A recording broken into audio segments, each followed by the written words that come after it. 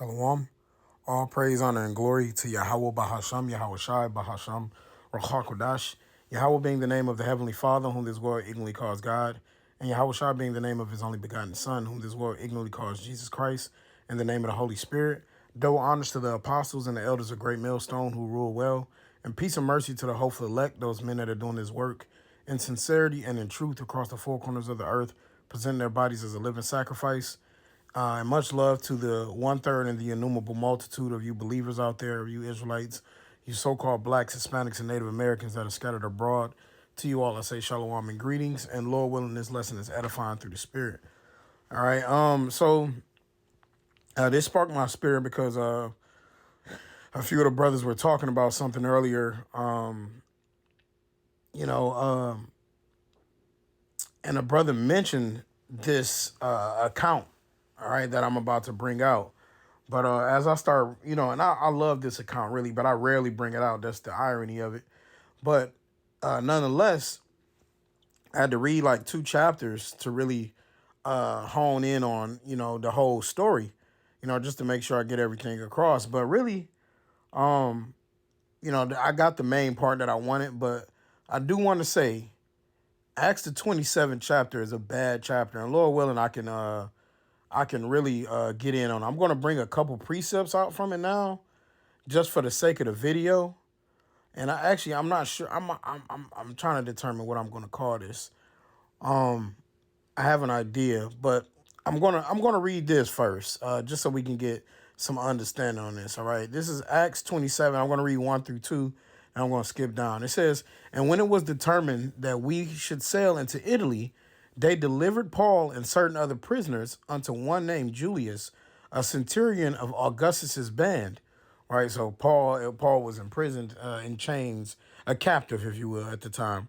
It says, "And entering into a ship of let me say this right, Adramyttium, we launched, meaning to sail by the coast of Asia, one Aristarchus, a Macedonian of Thessalonica, being with us." All right, Adramyttium, and I might call it that because I was looking up this word before, and I was like, man, what, when you read this story, this account, and what's about to ensue, this name is like it's a bad word, through the Spirit.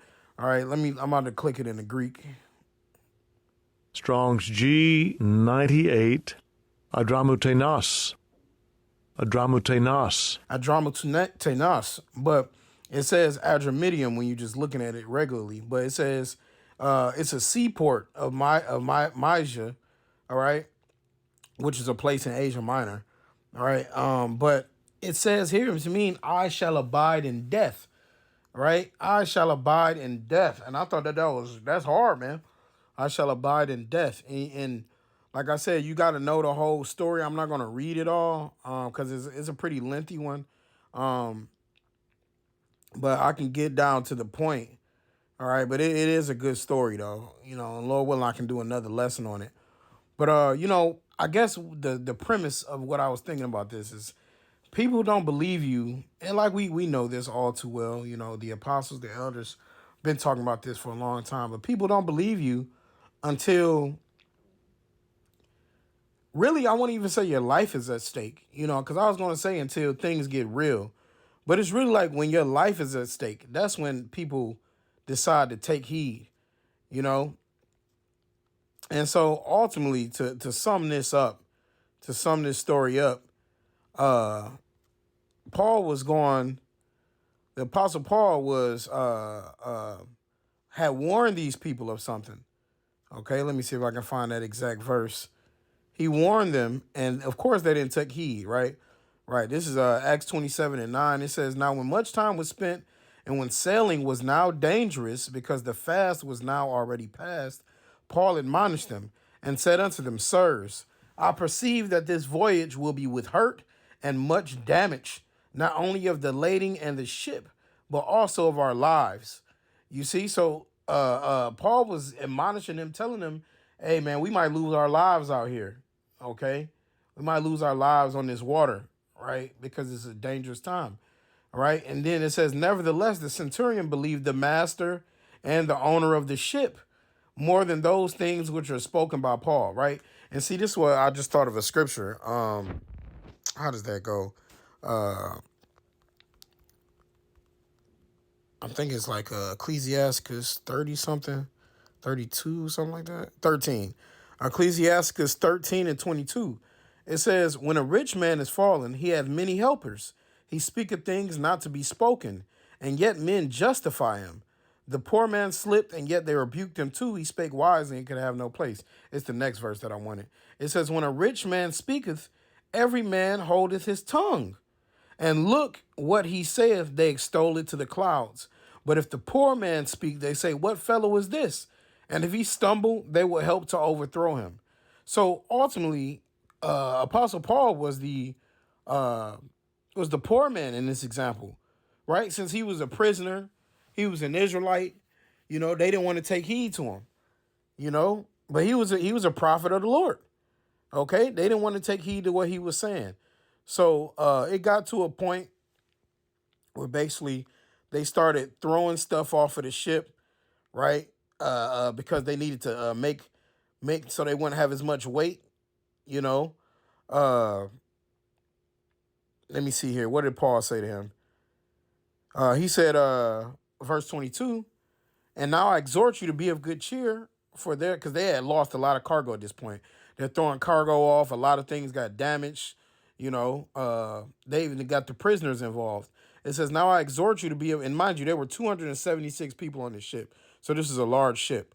It says, and now I exhort you to be of good cheer, for there shall be no loss of any man's life among you, but of the ship. You see, so it says, I shall abide in death, but ultimately the ship was the thing that was going to die. Okay. It says, for there stood by me this night the angel of the Most High Yahweh, whose I am and whom I serve. Okay, so Paul is letting them know, like, I serve Yahweh B'Shem Yahushua, is an angel reporting to me that everybody's going to live, basically, as long as y'all take heed. And it was a couple points where they got to the point where they really still weren't listening, okay? But it says, they still weren't listening. They were trying to, like, take some little lifeboats. Verse 30, it says, as the shipmen were about to flee out of the ship, when they had let down the boat into the sea, under color, as though they would have cast anchors out of the foreship, Paul said to the centurion and to the soldiers, except these abide in the ship, ye cannot be saved. In the NLT, it says, but Paul said to the commanding officer and the soldiers, you will all die unless the sailors stay aboard. You see? So Paul was getting at them. You know what I'm saying? Letting, like, y'all gonna die if y'all don't stay aboard, if y'all don't take heed to what I'm saying. So this was, and then ultimately at the end of the story, this is shipwreck. The ship got wrecked. They all had to, swim and get in the water. All right. And they wanted to. The crazy thing is, Paul was just giving them the download on what they should be doing and prophesying to them, and they were still trying to kill the prisoners. This is how you know an Edomite devil for you, man. Right? Some Edomite devils. These were Roman soldiers, right? Verse 42 says, and the soldiers' counsel was to kill the prisoners, lest any of them should swim out and escape. So they're like, let's kill the prisoners just so they don't go and escape. And now some of these guys might have been wicked, might have been through, right? Might have been actual demons, but they had Paul amongst them. So just for Paul's sake, they weren't supposed to die. But it says, but the centurion, willing to save Paul, right? So yeah, some decency to him, kept them from their purpose and commanded that they which could swim should cast themselves first into the sea and get to the land, and the rest some on boards and some on broken pieces of the ship. And so it came to pass they escaped all safe to land. So, on this just one account how even when we're trying to do right by people, they're still trying to do wrong by us for the most part. But the Lord always got something working in the midst that is going to be for benefit. A man that just saved your life, right? Just saved 276 souls by the things that he told them to do. And they were trying to kill him, man. There was the luckiest centurion believed that Paul was doing the good thing. The Lord put the spirit on him to believe that they would have killed him. And this man just saved all of your lives, almost 300 men. He just saved all of your lives. And that's how you want to repay him, just because you said that he's a prisoner. But so things always got to get bad and nasty for these people to believe us, man. All right. And so now I just want to jump to Acts 28 because this is what we brought out. And it's slightly a different story, but it shows that people either got to see miracles or bad things have to happen in order for them to see the fullness of righteousness. This is Acts 28 and 1. It says, and when they were escaped, then they knew that the island was called Melita, and that's also called Malta, which means honey. It's a Greek way of saying honey. It says, and the barbarous people, these are people that were on the island of Malta. It says, the barbarous people showed us no little kindness, for they kindled a fire and received us every one because of the present rain and because of the cold. Okay? And see, that's the crazy thing. It called them barbarous, but it said that they were nice. Because Marina NLT says, the people of the island were very kind to us. It was cold and rainy, so they built a fire on the shore to welcome us. All right? It says, and when Paul had gathered a bundle of sticks and laid them on the fire, there came a viper out of the heat and fastened onto his hand. And the viper, that's a poisonous snake, right? It says, and fastened on his hand. And when a snake bite, they don't just, it's not like like a mosquito or something. It don't just get with his getting there or bee sting, do his thing and then leave. It'll hold on to you. So it said fastened onto his hand. All right. And when they do that, they excreting venom through their fangs and things like that. Right. It says, and when the barbarians saw the venomous beast hang on his hand, they said among themselves, no doubt this man is a murderer, whom though he hath escaped the sea, yet vengeance suffereth not to live. So they automatically like, hey, this dude got to be a murderer because they knew that some of them were prisoners, right? They like he thought he escaped because he got through the sea, but ultimately he was gonna get paid back for the wickedness that he's done. So they already like talking mess about him just because they see this happen. They like, oh, basically justice got to be done. You a murderer, so you got to die. You see, how they be people in the world. That's the way the universe works. But it says, and he shook off the beast into the fire and felt no harm. You see, so Apostle Paul, he shook off the beast. He shook it off, and the viper fell into the fire and burned up, right? It says, so, they were in shock at this point. It says, howbeit, they looked when he should have swollen or fallen down dead suddenly. But after they had looked a great while and saw no harm come to him, they changed their minds and said that he was a god, man. And so that always gets me amped, because these are the things that Yahweh Shem Shai is going to bless his men with, where a viper is not going to harm you. It says that we shall drink from scorpions and poison, but no harm shall come to us, man. All right, that's a beautiful thing. And then after this, he goes on to performing miracles and things like that, But the people of this world, they don't truly understand all of the great things that's coming in these last days, man. All of the power that the Lord is about to bless his elect with, right? This is Romans 3:3. It says, for what if some did not believe? Shall their unbelief make the faith of the Most High without effect? God forbid. Yea, let the Most High be true, but every man a liar, as it is written, that thou mightest be justified in thy sayings and mightest overcome when thou art judged.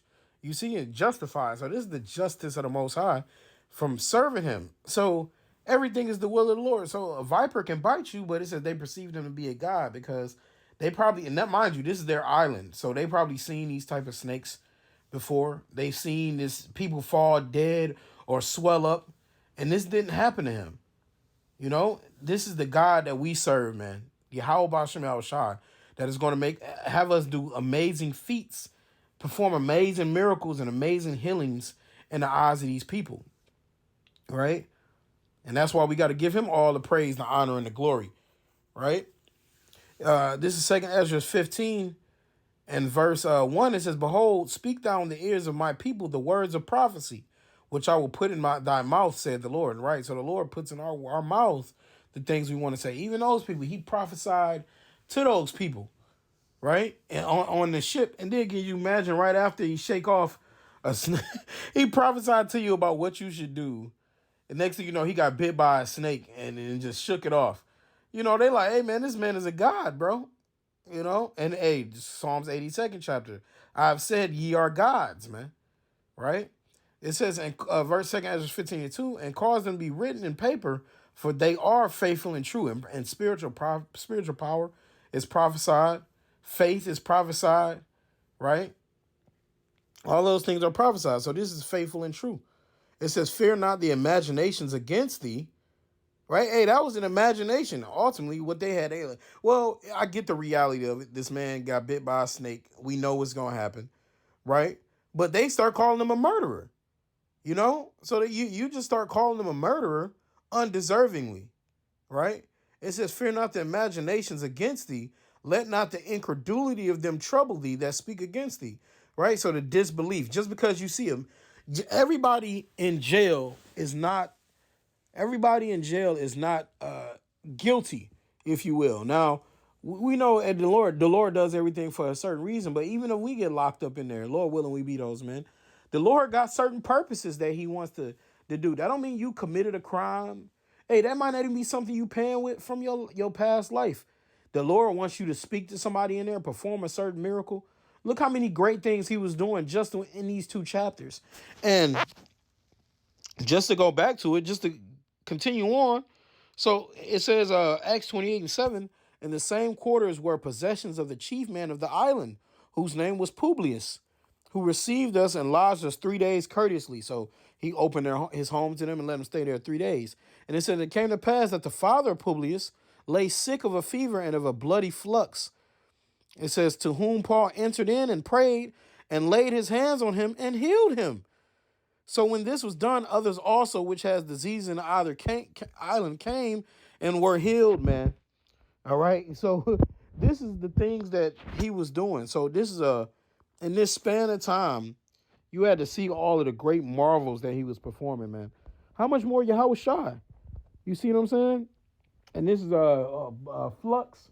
Some I've seen, I heard that on a movie before. It's called dysentery, all right, which is a bowel ailment. You know, you might be having something, your colon probably not working right, your stomach, your intestines not functioning.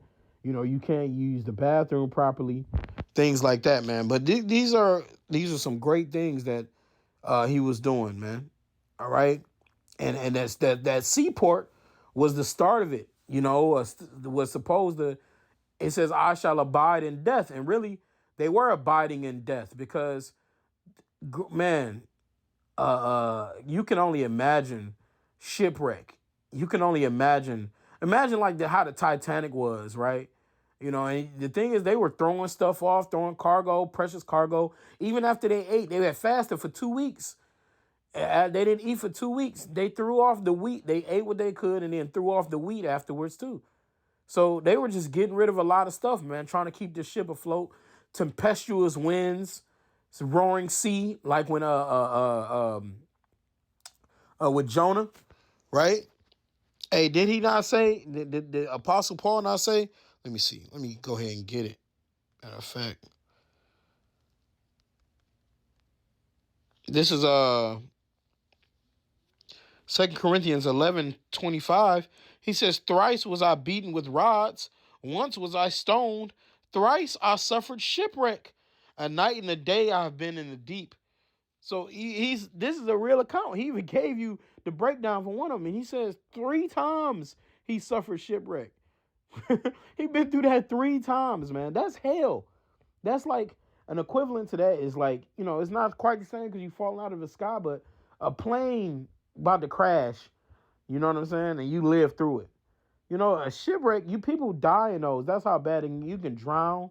An animal can get you, right? You can get struck by lightning. So many terrible things can happen to you. And he said, 3 times I suffered shipwreck. A night and a day I've been in the deep. So he's been out in the deep, cold water in the ocean for a night and a day. You see? That's a long time. And when you watch like The Life of Pi, and he had his little boat out there, imagine him being out there just in the middle of the water, you know, with no boat, nothing to hold you up. Okay? So these are some of the things that the prophets have went through and that people just don't understand, okay? But let me go to this is Jeremiah 28:9. It says, the prophet which prophesieth of peace, when the word of prophet shall come to pass, then shall the prophet be known.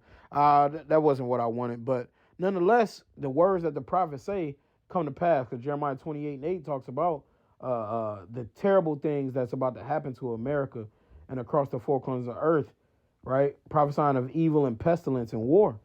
Okay, going to verse, and this is the last one I'm gonna get. This is Ezekiel 33:33. And when this cometh to pass, lo, it will come. He prophesied to those men that, hey, we all going, like, we gonna suffer damage on this. If y'all don't do something, we gonna suffer damage.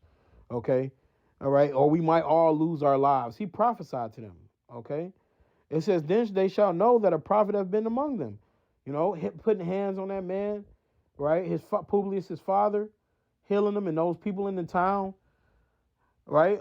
Seeing a snake, a viper bite his hand, and he not fall out. How could you see a man do all these things and not believe? That's because the Lord says the unfaithful gonna die in their unfaithfulness, man. And people, even times, people gonna see and still not believe, man. Right? But the righteous will, you know. But that's the time that we're living in, where brothers are about to start doing mad miracles, you know, mad works in the name of Yahweh Shem Shah, man. You know, we were just saying how we started basically on the beginning of our main street downtown. Now we're all way east. Only further east we can go is the water. I was like, man, you know, I was speaking as a man, you know, brothers was fellowshipping and, you know, giving praise to the Lord. And I was like, man, now, you know what'll be raw? I was like, what if the Lord had us out there teaching and we all standing on the water next? The world will be in complete shock and in complete awe, man. You know? And so that the Lord is about to do some great things in the midst of this world, man. And that's why you got to know what God you serve. So, hey, man, I just want to say, all Lord willing, this lesson was edifying. I want to give all the praise, honor, and glory to Yahweh Bahasham, Yahweh Shai Bahasham, Rachak Wadash. Double honors to the apostles and the elders of Great Millstone who rule well. And peace and mercy to the elect. Until next time, Shalom.